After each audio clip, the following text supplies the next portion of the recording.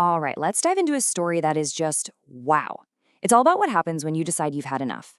It's a powerful case study in reclaiming your space, your dignity, and really your life. And believe it or not, it all kicks off with one single outrageous sentence. I mean, can you even imagine hearing that? In your own house, from your son-in-law, no less. This one sentence, this command, was the spark. It wasn't just rude, it was a line in the sand, a declaration of war over a living room. And, well, let's just say it was the last battle he was going to win. So that's the big question, isn't it? What do you do when that well of respect just runs completely dry?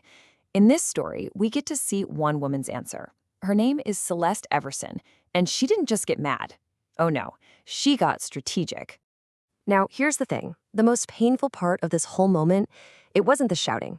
It was what happened right after. Or more accurately, what didn't happen. Let's really set the scene here. So just picture this. Celeste, she's 68 years old, and she's sitting in her green velvet armchair. It's her chair. This is her sacred, quiet time.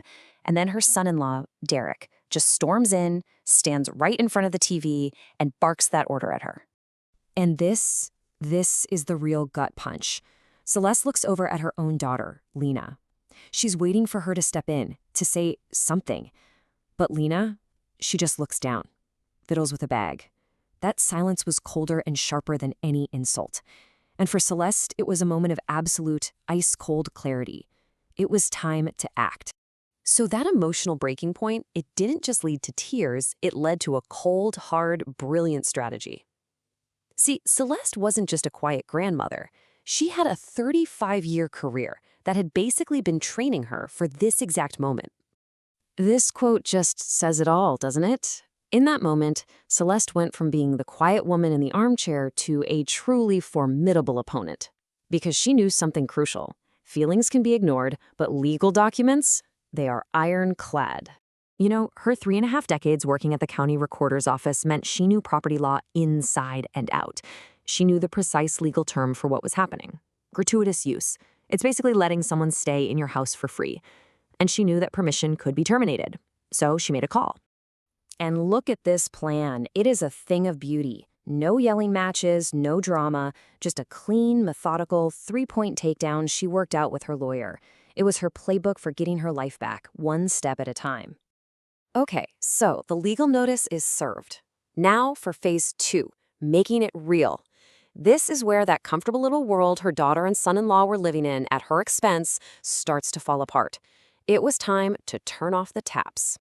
And look at how she did it. So precise. She didn't cancel everything. She just suspended the services. The internet Derek needed for his work, the sports package he loved, and the credit card. These aren't life and death necessities, right? They were luxuries. Luxuries she was done paying for. So the first financial tap gets turned off, the credit card. And the effect was, well, it was pretty much instant. How long do you think it took for the king of the living room to feel the pinch? Not long at all, turns out. The very first consequence? An $85 charge for a prime ribeye steak at the butcher. Declined. Just like that, the entitlement party was over, right there at the checkout counter. Oof. So the pressure's on, and you know a confrontation is coming. But Celeste is smart. She makes sure it happens on her turf, under her rules. Not in her living room, but in her lawyer's conference room. A place where loud words don't mean a thing next to black and white documents.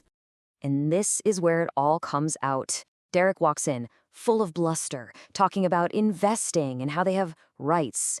But Celeste, she just calmly slides a folder across the table. Loan default notices, a brokerage account with a negative balance. She let the paper do all the talking.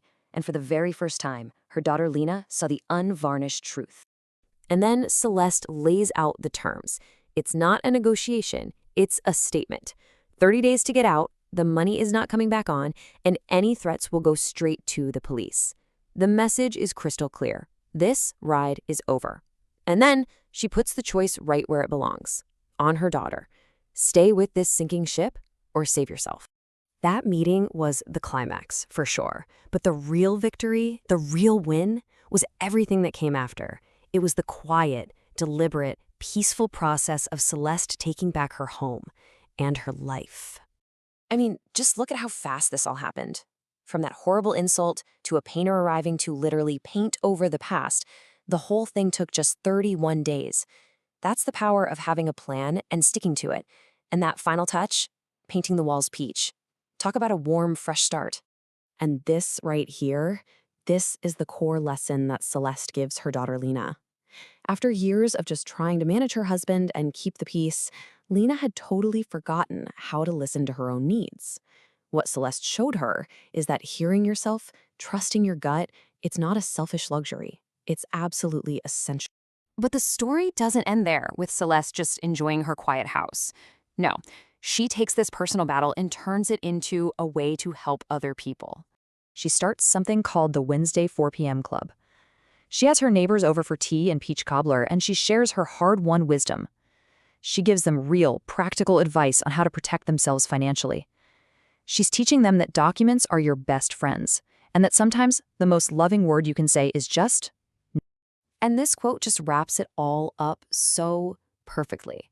Celeste didn't just get her house back. She reclaimed her autonomy. See, ownership isn't really about a piece of paper, a deed. It's about having the right to choose who sits at your table, to choose the silence, and yeah, to choose the volume of the music on your own TV. So, as we finish up, the story really leaves us with this one big question. Celeste literally took back control of her remote. And it makes you think, doesn't it? What volume in your own life do you need to get your hands on? What noise needs to be turned down?